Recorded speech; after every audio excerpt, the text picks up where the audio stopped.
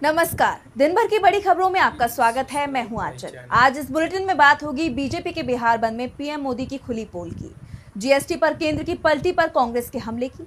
जानेंगे बीजेपी के पूर्व अध्यक्ष ने बीजेपी सरकार पर ही उठाए क्या सवाल। उपराष्ट्रपति चुनाव में इंडिया गठबंधन की जीत क्यों दिखाई दे रही है तय। देखेंगे तमिलनाडु एनडीए में बड़ी बगावत को, और बुलेटिन के आखिर में देखेंगे जाने माने कार्टूनिस्ट इरफान की किस खबर पर पड़ी तिरछी नजर। लेकिन दिन भर की तमाम बड़ी खबरों से पहले एक नजर आज की सुर्खियों पर। कांग्रेस नेता पवन खेड़ा ने केंद्र की इथेनॉल नीति पर उठाए सवाल। कहा, नितिन गडकरी इथेनॉल नीति पर दे रहे हैं जोर, उनके बेटे चला रहे हैं इथेनॉल कंपनी, बेटे के लिए बन रही है केंद्र में नीतियां। पश्चिम बंगाल विधानसभा में घमासान, बीजेपी विधायकों ने जमकर मचाया हंगामा। शुभेंदु अधिकारी सहित 5 बीजेपी विधायक सस्पेंड। ममता ने लगाए वोट चोर गद्दी छोड़ के नारे। ट्रंप ने भारत को फिर दी टैरिफ की धमकी। कहा, अभी दूसरे और तीसरे स्टेज के टैरिफ का नहीं किया ऐलान। रूस से तेल आयात नहीं हुआ बंद तो लेंगे सख्त फैसला। हरे निशान पर बंद हुआ शेयर बाजार। 150 अंकों की बढ़त के साथ 80,718 पर बंद हुआ सेंसेक्स, तो वहीं 19 अंकों की बढ़त के साथ 24,734 पर बंद हुआ निफ्टी। ये तो थी सुर्खियां। अब बात आज की सबसे बड़ी खबर की। प्रधानमंत्री नरेंद्र मोदी की मां के खिलाफ आपत्तिजनक टिप्पणी किए जाने के मामले पर एनडीए ने बिहार बंद बुलाया था। लेकिन बिहार बंद में बीजेपी की तरफ से जिस तरह से हिंसा और बाहुबल कर प्रदर्शन किया गया, लोगों को परेशान किया गया, उससे बिहार की जनता ही भड़क उठी। दिन भर इसे लेकर लोग बीजेपी को घेरते रहे।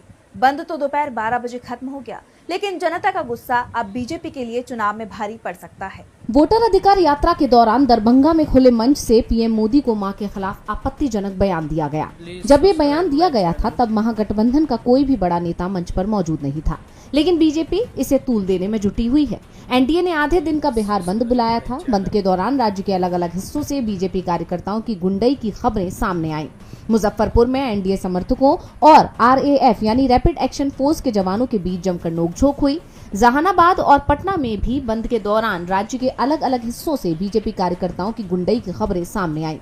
सीतामढ़ी में भी बीजेपी के गुंडों ने पत्रकार की बहन को गाली दी और माइक तोड़ दिया, जिसका वीडियो सोशल मीडिया पर वायरल हो रहा है। इस दौरान बीजेपी कार्यकर्ताओं ने पत्रकार के साथ धक्का मुक्की की। लोगों का कहना है कि विरोध दर्ज कराना एक बात है, लेकिन इस तरह अभद्र व्यवहार और तोड़फोड़ से माहौल बिगड़ रहा है। भाजपा कार्यकर्ता की इस गुंडई पर सवाल कर रहे हैं। जहानाबाद में एनडीए कार्यकर्ताओं ने शिक्षिका के साथ धक्का मुक्की की। स्थिति बिगड़ते देख मौके पर पहुंची पुलिस शिक्षिका को गाड़ी में बिठाकर अपने साथ ले गई। वहीं अस्पताल जा रही एक गर्भवती महिला को भी रोक लिया गया।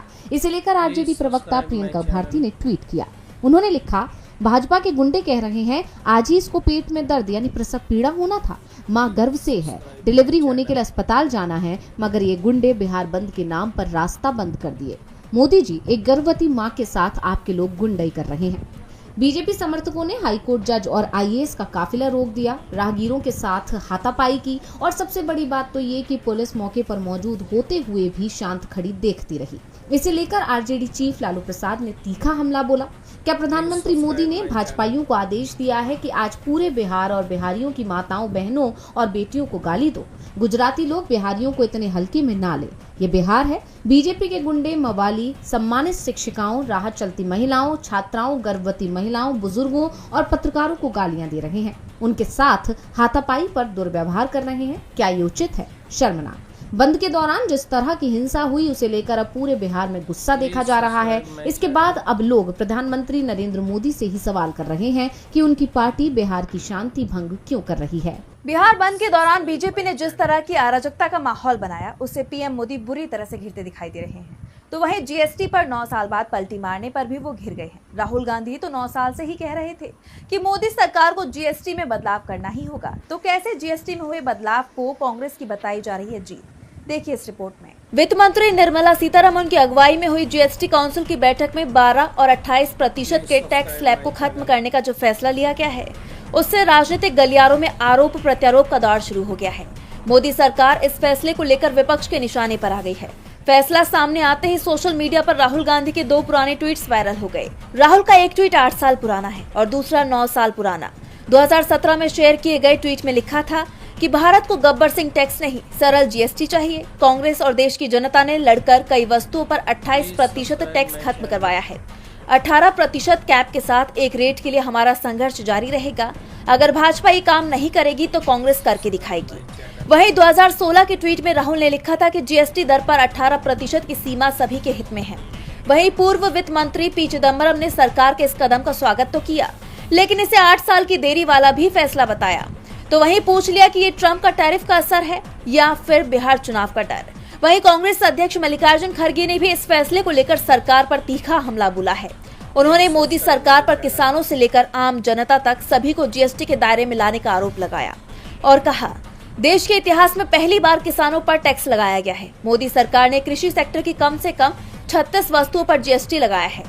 उन्होंने सरकार पर दूध, दही, आटा, अनाज और यहाँ तक कि बच्चों की पेंसिल और किताबों पर भी टैक्स लगाने का आरोप लगाया।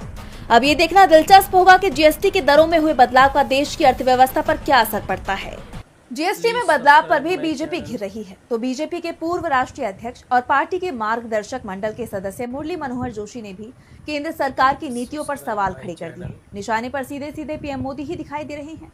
वैसे भी पीएम मोदी के वाराणसी से सांसद बनने से पहले जोशी ही यहां का प्रतिनिधित्व कर रहे थे। तो सवाल क्या उठाए हैं मुरली मनोहर जोशी ने, देखिए इस रिपोर्ट में। मोदी सरकार के कामकाज और उसकी नीतियों पर विपक्ष तो सवाल खड़े करता ही है, लेकिन जब खुद बीजेपी के सीनियर नेता मोदी सरकार पर सवाल खड़े करने लग जाएं, तो ऐसे में बीजेपी दोनों तरफ से फंस जाती है और ऐसा ही कुछ अब हुआ है। हाल ही में आरएसएस के कार्यक्रम में बीजेपी के पूर्व राष्ट्रीय अध्यक्ष और बीजेपी के मार्गदर्शक मंडल के सदस्य मुरली मनोहर जोशी ने देश की आर्थिक और सामाजिक स्थिति को लेकर गहरी चिंता जताई है। उनकी ये टिप्पणियां मोदी सरकार के लिए एक बड़े सवाल की तरह देखी जा रही हैं। उन्होंने विकास की मौजूदा दौर से हटकर डी ग्रोथ यानी विकास में कमी की अवधारणा का समर्थन किया, जिसमें सादगी और स्थानीय संसाधनों के संरक्षण पर जोर दिया जाता है। जोशी ने कहा कि सिर्फ आर्थिक विकास को ही राष्ट्रीय लक्ष्य मान लेना सही नहीं है। 2021 में देश की कुल संपत्ति का 65% हिस्सा सिर्फ 10% लोगों के पास था, जिससे आय में भारी असमानता का पता चलता है। इसके साथ ही उन्होंने भारत की प्रति व्यक्ति जीडीपी को भी काफी कम बताया और साथ ही सामाजिक संकटों पर भी चिंता जताई। उन्होंने आगे कहा कि देश में 1.58 करोड़ बच्चे नशे के शिकार हैं और दिल्ली की झुग्गियों में रहने वाले लगभग 1/3 बच्चे नशे और शराब में फंस चुके हैं। 2018 से 2022 के बीच खुद की जान लेने वालों की संख्या 1.34 लाख से बढ़कर 1.70 लाख हो गई है, जिसमें बड़ी संख्या में छात्र शामिल हैं। इस बैठक में आरएसएस प्रमुख मोहन भागवत भी मौजूद थे, जिन्होंने जोशी की बातों पर कहा कि जोशी जी ने सब कुछ कह दिया है। हालांकि बाद में दत्तात्रेय होसबाले ने स्पष्ट किया कि बैठक का मकसद सरकार की नीतियों की आलोचना करना नहीं था, लेकिन जोशी की टिप्पणियों ने सरकार की मौजूदा नीतियों पर सवाल जरूर खड़े कर दिए हैं। बीजेपी की नीति पर उसके ही दिग्गज नेता सवाल उठा रहे हैं, तो सवाल बीजेपी की रणनीति पर भी उठते दिखाई दे रहे हैं। उपराष्ट्रपति चुनाव में एनडीए उम्मीदवार कमजोर पड़ता दिखाई दे रहा है, तो वहीं इंडिया गठबंधन के उम्मीदवार बी सुदर्शन रेड्डी बिहार पहुंचे। निगाहें इस बात पर भी कि क्या नीतीश से मिलेंगे, तो किससे हुई रेड्डी की मुलाकात और क्या कुछ कहा उन्होंने, देखिए इस रिपोर्ट में। उपराष्ट्रपति चुनाव को लेकर कवायद तेज है। इसी सिलसिले में इंडिया गठबंधन के उम्मीदवार बी सुदर्शन रेड्डी पटना पहुंचे और एक प्रेस कॉन्फ्रेंस को संबोधित किया। इस दौरान उनके साथ आरजेडी नेता तेजस्वी यादव, कांग्रेस प्रदेश अध्यक्ष राजेश राम सहित कई प्रमुख नेता मौजूद रहे। इस मौके पर तेजस्वी यादव ने जस्टिस रेड्डी का समर्थन करते हुए कहा कि जस्टिस रेड्डी का किसी भी राजनीतिक दल से संबंध नहीं है और उन्हें सभी विपक्षी सांसदों का समर्थन मिलेगा। हमें उन पर पूरा भरोसा है कि वो संविधान और लोकतंत्र की रक्षा करेंगे और राज्यसभा को बेहतर ढंग से चलाएंगे। और हम सब लोगों का, पार्टी के दूसरे हमारे साथ, प्लीज सब्सक्राइब माय चैनल, हमारा पूरा समर्थन जो है सुदर्शन साहब को मिलेगा। और मुझे पूरा इस पर विश्वास है कि संविधान लोकतंत्र की रक्षा करेंगे और हाउस को भी बेहतर ढंग से चलाने का काम करेंगे। वहीं जस्टिस बी सुदर्शन रेड्डी ने इस मौके पर बोलते हुए खुद को राजनीतिक दलदल से बाहर बताते हुए कहा कि ये उनके लिए कोई राजनीतिक फैसला नहीं बल्कि एक यात्रा है। उन्होंने कहा कि आज मैं इस पवित्र भूमि पर आपसे आशीर्वाद लेने आया हूँ। इंडिया गठबंधन 63% पॉपुलेशन को रिप्रेजेंट करती है। मेरी अरविंद केजरीवाल से भी मुलाकात हुई थी। उन्होंने कहा था कि मैं इंडिया गठबंधन में नहीं हूँ, मगर मैं आपको समर्थन दूंगा। मैं किसी दल का आदमी नहीं हूँ, मैं ये इलेक्शन जीत रहा हूँ, इसमें कोई शक नहीं है। यानी देखा जाए तो विपक्ष के उम्मीदवार सुदर्शन रेड्डी फुल फॉर्म में नजर आ रहे हैं। हाल ही में उन्होंने सीपी राधाकृष्णन को डिबेट के लिए भी चैलेंज किया था और अब उन्होंने अपनी जीत का दावा भी कर दिया है। अब इन सब के बीच सभी की निगाहें 9 सितंबर की तारीख पर टिकी हैं, जिस दिन देश को नया उपराष्ट्रपति मिलेगा। रेड्डी को अपनी जीत का भरोसा दिखाई दे रहा है तो बीजेपी चुनाव से पहले ही कमजोर पड़ती दिखाई दे रही है। एनडीए बिखरता दिखाई दे रहा है। तमिलनाडु में 2 महीने में ही उसे दूसरा झटका लगा है। राज्य के एक प्रमुख दल ने एनडीए छोड़ने का ऐलान कर दिया है। तमिलनाडु में 6 महीने बाद ही चुनाव होने हैं। ऐसे में बीजेपी बड़े संकट में घिरती दिखाई दे रही है। दक्षिण भारत से एक बार फिर बीजेपी के लिए बुरी खबर आई है। अगले साल यानी 2026 की शुरुआत में तमिलनाडु में विधानसभा चुनाव होने हैं। बीजेपी सत्ता में आने के लिए नए गठबंधन बना रही है, लेकिन उसकी कोशिश कामयाब नहीं हो रही। उल्टा जो सहयोगी लंबे वक्त से बीजेपी के साथ है वो उसका साथ छोड़ रहे हैं। टीटीवी दिनाकरन की पार्टी अम्मा मक्कल मुनेत्र कड़गम यानी एएएमके ने बीजेपी के नेतृत्व वाले एनडीए गठबंधन से बाहर निकलने की घोषणा की है। एएमके वो दूसरी पार्टी है जिसने एनडीए का साथ छोड़ा है। इससे पहले एआईएडीएमके से निष्कासित ओ पन्नीरसेल्वम ने अपने दल को गठबंधन से बाहर कर दिया था और उनके इंडिया गठबंधन में शामिल होने के संकेत मिल रहे हैं। तमिलनाडु के सीएम एमके स्टालिन से वो 2 बार मुलाकात भी कर चुके हैं। इस बीच एएमएमके भी एनडीए से बाहर हो गई है। दिनाकरन ने मीडिया से कहा कि एएमएमके को कुछ लोगों के विश्वासघात के खिलाफ शुरू किया गया था। हमें विश्वास था कि वे बदल जाएंगे, लेकिन कुछ नहीं हुआ। कभी बीजेपी के समर्थक और सहयोगी रहे दिनाकरन ने कहा कि उनकी पार्टी पदाधिकारियों और कार्यकर्ताओं के साथ विचार के बाद दिसंबर में नए गठबंधन पर फैसला लेगी। पीएमके के संगठनात्मक नेता रामदास और नेता अंबुमणि के बीच टकराव के चलते ये स्पष्ट नहीं है कि पार्टी भाजपा के नेतृत्व वाले एनडीए गठबंधन में रहेगी या नहीं। डीएमडीके भी इसी स्थिति में है। तमिलनाडु में एनडीए कमजोर हो रहा है। 2026 में तमिलनाडु के साथ पश्चिम बंगाल में भी विधानसभा चुनाव होंगे और यहां बीजेपी को बड़े झटके मिल रही हैं। विधानसभा चुनाव से पहले बीजेपी का कोर वोट कांग्रेस की तरफ जाता दिखाई दे रहा है और इसके पीछे एसआईआर को बड़ा कारण माना जा रहा है। राज्य के मतुआ समुदाय ने राहुल गांधी से मदद मांगी है। तो क्या है पूरी खबर, जानने के लिए देखिए ये रिपोर्ट। बिहार के बाद अब पश्चिम बंगाल में भी चुनाव आयोग की तरफ से एसआईआर की प्रक्रिया शुरू कर दी गई है, लेकिन चुनाव आयोग की कोशिश के चलते बीजेपी बड़े संकट में फंस गई है, क्योंकि इससे बड़ी संख्या में यहाँ रहने वाले मतुआ समुदाय पर संकट छा गया है। उन्हें डर लग रहा है कि कहीं उनका वोट देने का अधिकार ही न छीन लिया जाए, क्योंकि उनकी नागरिकता को लेकर लगातार सवाल उठते रहे हैं और अब मतुआ समुदाय की तरफ से राहुल गांधी से मदद मांगी गई है। कांग्रेस नेता अधीर रंजन चौधरी ने कहा कि मतुआ समुदाय के लोग उनसे मिले और उन्होंने केंद्र और राज्य सरकार के खिलाफ नाराजगी जताई। मतुआ समुदाय के 24 सदस्यीय प्रतिनिधिमंडल ने राहुल गांधी से बिहार में सारण जिले के एकमा में मुलाकात की। इस मुलाकात के दौरान मतुआ समुदाय के प्रतिनिधिमंडल के हाथों में एक बैनर था जिस पर लिखा था राहुल दादा कम टू बंगाल। एसआईआर एक विपदा और कांग्रेस अनिरापद, जिसका अर्थ है कि एसआईआर एक खतरा है और हम कांग्रेस के साथ सुरक्षित हैं। राहुल गांधी ने इस प्रतिनिधिमंडल के साथ और उनके बैनर के साथ फोटो भी खिंचवाई। पश्चिम बंगाल में 60 से 65 विधानसभा सीटों पर मतुआ समुदाय निर्णायक स्थिति में है।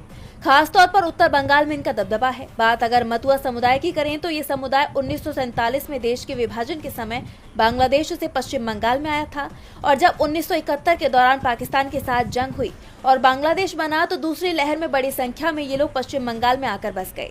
अब अगर ये समुदाय कांग्रेस के साथ जाता है तो बीजेपी की मुश्किलें बढ़ सकती हैं। तमिलनाडु हो या बंगाल, बीजेपी की मुसीबत बढ़ रही है तो महाराष्ट्र में भी एक नई मुसीबत सामने आ गई है। मनोज जरांगे के आंदोलन के बाद राज्य की फडणवीस सरकार ने मराठाओं को ओबीसी का दर्जा देने का ऐलान कर दिया, लेकिन इससे राज्य के ओबीसी समुदाय नाराज हो गए। अब पूरे राज्य में ओबीसी आंदोलन शुरू हो गया है। तो कैसे मुसीबत में घिरती जा रही है फडणवीस सरकार, देखिए इस रिपोर्ट में। महाराष्ट्र में मराठा आरक्षण का मुद्दा एक बार फिर फडणवीस सरकार के लिए सिरदर्द का कारण बन गया है। देवेंद्र फडणवीस के नेतृत्व वाली महायुति सरकार की तरफ से मराठा आंदोलन के नेता मनोज जरांगे की मांगों को स्वीकार करने के बाद अब ओबीसी वर्ग के लोग सड़कों पर उतर आए। सरकार के इस कदम को ओबीसी समाज अपने हक पर हमला मान रहा है, जिससे फडणवीस सरकार की मुश्किलें बढ़ गई हैं। ओबीसी समाज का आरोप है कि सरकार मराठा समुदाय को ओबीसी कैटेगरी में शामिल करने की कोशिश कर रही है, जो उनके मौजूदा 50% आरक्षण को संकट में डाल देगा। इस मुद्दे पर ओबीसी नेता आक्रामक हो गए, जिसके चलते राज्य के कई जिलों में सरकार के फैसले के खिलाफ बड़े पैमाने पर प्रदर्शन हो रहे हैं। प्रदर्शनकारियों ने सरकार के जारी किए गए आदेश की प्रतियां फाड़कर और जलाकर अपना विरोध जताया। गोंदिया, बीड और जालना जैसे जिलों में उग्र प्रदर्शन देखे गए। ओबीसी नेताओं का कहना है कि अगर मराठाओं को आरक्षण देना है तो सरकार ओबीसी के हिस्से को बिना छुए 50% आरक्षण की सीमा के बाहर अलग से व्यवस्था करे। ओबीसी नेता प्रकाश शेंडगे ने चेतावनी दी है कि अगर सरकार हैदराबाद गजेटियर के आधार पर मराठाओं को आरक्षण देती है तो पूरे राज्य में एक बड़ा आंदोलन छेड़ा जाएगा। इस विरोध के चलते फडणवीस सरकार अब बुरी तरह से फंस गई है। एक तरफ मराठा समुदाय की लंबे समय से चली आ रही ये मांग है, तो दूसरी तरफ ओबीसी समाज का विरोध, जो उनके वोट बैंक के लिए अहम है। ये तनाव सरकार के लिए एक बड़ी राजनीतिक चुनौती बन गया है। अब फडणवीस सरकार इससे कैसे पार पाती है, ये देखना होगा। और बुलेटिन के आखिर में देखेंगे जाने माने कार्टूनिस्ट इरफान की किस खबर पर पड़ी तिरछी नजर।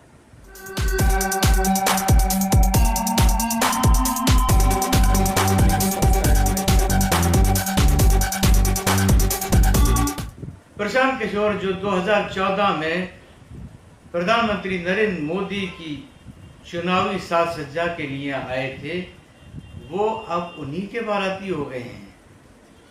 अब वो खुलकर उनका साथ दे रहे हैं, कह रहे हैं कि तेजस्वी यादव पढ़ाई में फिसड्डी थे।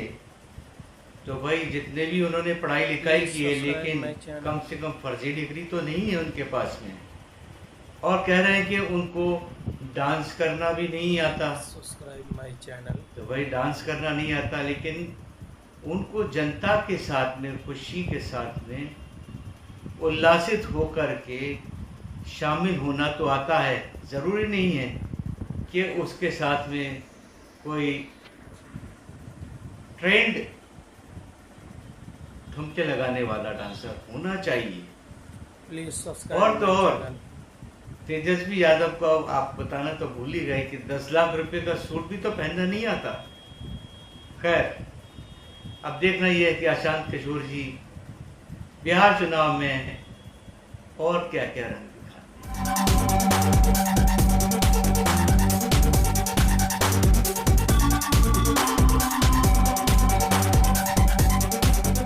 हैं। बहुत बहुत शुक्रिया इरफान जी। तो आज इस बुलेटिन में बस इतना ही। आप देखते रहिए डीवी लाइव। नमस्कार।